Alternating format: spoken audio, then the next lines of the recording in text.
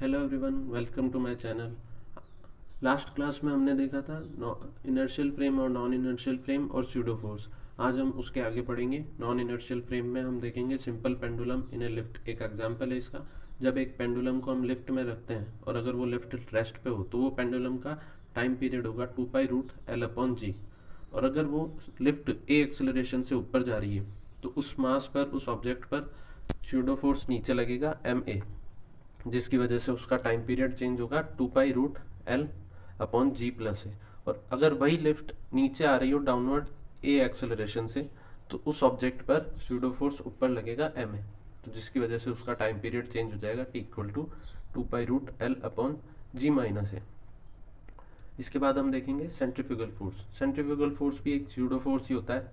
Centripetal force होता है जिसमें एक सर्कुलर मोशन में ये फोर्स लगता है सेंटर की तरफ, और इसी की ऑपोजिट डायरेक्शन में यानी कि अवे फ्रॉम सेंटर एक फोर्स लगता है बॉडी की इनर्शिया की वजह से, एक ऑब्जेक्ट की इनर्शिया की वजह से, जिसको हम सेंट्रीफ्यूगल फोर्स कहते हैं। जैसे इस डायग्राम में हम देख रहे हैं, एक ऑब्जेक्ट अगर एक सर्कुलर मोशन में है तो उसके ऊपर सेंट्रीपिटल फोर्स लगेगा सेंटर की तरफ और सेंट्रीफ्यूगल फोर्स लगेगा अवे फ्रॉम द सेंटर। तो इसका फॉर्मूला होता है mv²/r, जहाँ पर हम अगर v/r को ओमेगा लिखें तो ये फॉर्मूला ऐसा भी बन सकता है m⍵² या फिर m⍵×v। ये सेंट्रीफ्यूगल फोर्स है। इसके बाद हम देखेंगे फ्रिक्शन। फ्रिक्शन क्या होता है? जब दो रफ सरफेस वाली बॉडीज होती हैं उनके जब इंटरलॉक हो जाते हैं सरफेस तो उसकी वजह से एक मोशन का ओपोजिंग नेचर होता है फ्रिक्शन। ये एक नॉन कंजर्वेटिव फोर्स है जो मोशन का अपोज करता है, मतलब विरोध करता है। तो जो मोशन के अपोजिट साइड में जो फोर्स लगता है वो फ्रिक्शन फोर्स होता है उन दो सरफेस की वजह से। जैसे यहाँ पे एक ऑब्जेक्ट है, वो एक रफ सरफेस पे रखा हुआ है जिसका म्यू कोफिशिएंट ऑफ फ्रिक्शन है और उसका मास mg नीचे होगा, जिसकी वजह से यहाँ पर एक नॉर्मल फोर्स n लग रहा है। तो फ्रिक्शन फोर्स नॉर्मल फोर्स के प्रोपोर्शनल होता है। तो फ्रिक्शन फोर्स क्या होता है? F = μn। तो ये फ्रिक्शन फोर्स का फॉर्मूला है। इसके बाद हम देखेंगे स्टैटिक फ्रिक्शन। स्टैटिक फ्रिक्शन क्या होता है? When there is some external force acting on a object. जब किसी एक ऑब्जेक्ट पे एक एक्सटर्नल फोर्स Fa लगा रखा है हमने और object is at rest, object अभी भी रेस्ट पे ही है, तो वो फोर्स जो उसको रेस्ट पे रखता है वो स्टैटिक फ्रिक्शन कहलाता है। जैसे ये बॉडी है, इस पे Fa अपन ने अप्लाइड कर रखा है और स्टैटिक फ्रिक्शन पीछे की तरफ वर्क करेगा ओपोजिंग नेचर में। नॉर्मल फोर्स ऊपर है, mg नीचे है, μs इसका कोफिशिएंट ऑफ फ्रिक्शन है, तो जो स्टैटिक फ्रिक्शन होगा μs×n। Limiting friction. Limiting friction क्या होता है? जब body about to move position में हो, मतलब फोर्स हमने बढ़ाते हुए इतना बढ़ा दिया है कि अब अगर हम फोर्स बढ़ाएंगे तो वो बॉडी मूव करने लग जाएगी। तो लिमिटिंग फ्रिक्शन क्या होता है? Maximum limit of static friction. जब वो स्टैटिक फ्रिक्शन हमेशा उसके ऑपोजिट नेचर में होता है तो वो स्टैटिक फ्रिक्शन अगर इतना बढ़ जाए कि वो अबाउट टू मूव पोजीशन में हो तो वो लिमिटिंग फ्रिक्शन कहलाता है। लिमिटिंग फ्रिक्शन क्या होता है? स्टैटिक फ्रिक्शन का मैक्सिमम। इसके बाद काइनेटिक फ्रिक्शन। जब बॉडी मूव कर रही होती है, starts moving, when object starts moving, तो वो जब बॉडी मूव करती है तो उस टाइम उस पर जो फ्रिक्शन लगता है वो काइनेटिक फ्रिक्शन होता है। काइनेटिक फ्रिक्शन हमेशा लिमिटिंग फ्रिक्शन से कम ही होता है, यानी कि लिमिटिंग फ्रिक्शन हमेशा मैक्सिमम फ्रिक्शन होता है। इसके बाद कुछ एग्जांपल देखते हैं। जैसे कैपिटल M मास का ऑब्जेक्ट है, उसके ऊपर एक स्मॉल m मास का ऑब्जेक्ट रखा हुआ है। हम कैपिटल मास के ऑब्जेक्ट पर F फोर्स लगा रहे हैं और ये एक स्मूथ सरफेस पे रखा हुआ है, तो हमें निकालना find the value of F for which M start sliding over M। हमने इस F की वैल्यू निकालनी है जिसकी वजह से ये जो स्मॉल m है वो उसके ऊपर फिसलने लग जाए, स्लाइड करने लग जाए। कैपिटल M और स्मॉल m के बीच में जो सरफेस है उसका कोफिशिएंट ऑफ फ्रिक्शन क्या है? म्यू। तो इसकी वजह से इस पर फ्रिक्शन लगेगा। अब जैसे हम ऐसे क्वेश्चन को सॉल्व करने का सबसे इजी मेथड है, सबसे पहले एक कॉमन एक्सेलरेशन निकालो। क्योंकि ये एक पूरा सिस्टम है, इस पर हम फोर्स लगा रहे हैं F, तो इसका एक कॉमन एक्सेलरेशन होगा। पहले इस पे टोटल मास कितना है? Capital M plus small m, और कॉमन एक्सेलरेशन हमने मान लिया a है। तो ये टोटल फोर्स जो लगेगा वो किसके इक्वल होगा? F।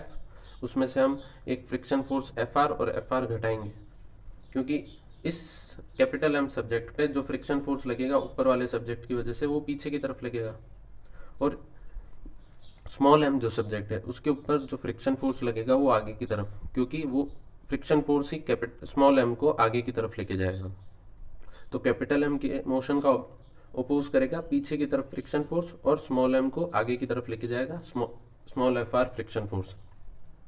तो इसीलिए टोटल फोर्स क्या होगा, कैपिटल एफ जो पॉजिटिव डायरेक्शन में, और माइनस एफ आर जो नेगेटिव डायरेक्शन में, और एक और स्मॉल एफ आर जो पॉजिटिव डायरेक्शन में। तो इससे हम यहाँ पर कॉमन एक्सेलरेशन निकालेंगे।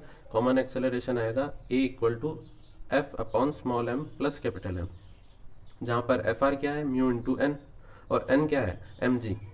स्मॉल एम की वजह से जो एम जी नीचे होगा उसी की वजह से नॉर्मल फोर्स ऊपर की तरफ होगा, और उसी की वजह से एफ आर होगा म्यू एन, और N equal to M G. तो यहाँ से हमें मिलेगा F R equal to mu M G. अब हम देखेंगे जब स्मॉल एम को स्लाइड करना है कैपिटल एम के ऊपर, तो हम स्मॉल एम वाले ऑब्जेक्ट पे टोटल फोर्स होगा एम ए, और उस पर फोर्स कौन सा लग रहा है, एफ आर फोर्स लग रहा है उस ऑब्जेक्ट पे। तो M A equal to F R. अब हम यहाँ पे ए की वैल्यू पुट करेंगे और यहाँ से कैपिटल एफ की वैल्यू निकाल लेंगे। तो at this force small M will starts to slide over M. तो इस फोर्स पर वो जो स्मॉल एम वाला ऑब्जेक्ट है वो स्लाइड करने लग जाएगा। इसके बाद ये एक क्वेश्चन देखिए, एक क्वेश्चन और देख लेते हैं हम। यहाँ पर एक 4 kg का एक मास वाला ऑब्जेक्ट रखा हुआ है जिस पर फोर्स हम एफ इधर लगा रहे हैं, और इसका μ1 है इस सरफेस पर 0.2। उसी के ऊपर एक 2 kg का एक और ऑब्जेक्ट रखा हुआ है, तो इन दोनों ऑब्जेक्ट के बीच में μ2 है 0.3। जब फोर्स 4 kg पे इधर लगेगा तो उस पर फ्रिक्शन पीछे की तरफ लगेगा इस नीचे वाले सरफेस की वजह से F1, और जब 4 kg का इधर फोर्स लग रहा है तो ऊपर वाले सरफेस की वजह से भी इस पे पीछे फोर्स लगेगा, और 2 kg वाले ऑब्जेक्ट को आगे कौन लेके जाएगा, वो F2 फ्रिक्शन जो इन दोनों के बीच में लग रहा है। तो हमें निकालना है कि जो F की वैल्यू क्या होगी, जिसके लिए 2 kg वाला ब्लॉक 4 kg वाले ब्लॉक पे स्लाइड करना शुरू कर देगा। यहाँ पर हमें G की वैल्यू 10 मीटर पर सेकेंड स्क्वायर लेनी है। यहाँ पर हम F1 निकालेंगे। F1 क्या है, जो सबसे नीचे वाला सरफेस है उस पर फ्रिक्शन, तो वो होगा μ1 n1। अब n1 क्या होगा, इन दोनों ऑब्जेक्ट की वजह से जो नॉर्मल फोर्स होगा, दोनों ऑब्जेक्ट की वजह से 4 + 2 kg इंटू जी, mg फोर्स नीचे होगा, वही फोर्स n1 के इक्वल होगा। तो n1 क्या होगा हमारे 4 + 2g, तो हम वो लिखेंगे 6g, और उसको μ1 से गुना करेंगे। μ1 है 0.2 इंटू 6g, और g की वैल्यू हम 10 पुट करेंगे तो F1 हमें मिलेगा 12 न्यूटन। इसी तरह से हम अगर F2 निकालेंगे, F2 क्या होगा, इन दो ऑब्जेक्ट के बीच वाले सरफेस पर फ्रिक्शन फोर्स। तो यहाँ पर जो नॉर्मल फोर्स होगा सिर्फ 2 kg की वजह से होगा, जो 2 kg की वजह से mg नीचे लगेगा, वही n2 ऊपर की तरफ लगेगा, तो वो 2g ऊपर लगेगा। तो यहाँ पर n2 इक्वल टू 2g और 0.3 इसका कोफिशिएंट ऑफ फ्रिक्शन है, तो F2 आएगा 6 न्यूटन। फिर वही हमें स्टेप 1 फॉलो करना है, कॉमन एक्सेलरेशन निकालना है। इस पूरे सिस्टम का कॉमन एक्सेलरेशन अगर हम a माने, और टोटल मास हो गया 4 + 2 यानी 6, तो 4 + 2 एक्सेलरेशन a, टोटल फोर्स होगा F पॉजिटिव डायरेक्शन में, F2 भी पॉजिटिव डायरेक्शन में, और दो नेगेटिव डायरेक्शन में फोर्स है F1 और F2। तो टोटल फोर्स हो गया F1 + F2 और दो नेगेटिव डायरेक्शन वाले फोर्स, तो यहाँ से बचेगा F - F1 अपॉन 6, एक्सेलरेशन आ गया। अब अगर हमें 2 kg के बॉक्स को स्लाइड करना है तो उसके लिए हम फॉर्मूला लगाएंगे ma इक्वल टू उस पर जो टोटल फोर्स एक्ट हो रहा है, 2 kg वाले ऑब्जेक्ट पे टोटल फोर्स F2 लग रहा है, तो यहाँ पर ma इक्वल टू F2, और यहाँ पर वैल्यू पुट करेंगे। a की वैल्यू है F - F1 अपॉन 6, F2 की वैल्यू हम यहाँ पे 6 पुट करेंगे और F की वैल्यू निकालेंगे 30 न्यूटन। अब एक क्वेश्चन ये आपको करना है, सिमिलर है। यहाँ पर μ1 0.1 दे रखा है, μ2 0.4, इन दोनों ऑब्जेक्ट के सरफेस पर 6 kg का सरफेस है जिस पे हम और 3 kg का सरफेस है जिस पे हम फोर्स लगा रहे हैं F1। तो F1 की वजह से इस सब्जेक्ट पे F1 फोर्स पीछे लगेगा फ्रिक्शन, और यही F1 फोर्स इस सब्जेक्ट को आगे ले जाएगा 6 kg को, और 6 kg का ऑब्जेक्ट F2 फोर्स पीछे लगेगा सबसे नीचे वाले सरफेस की वजह से।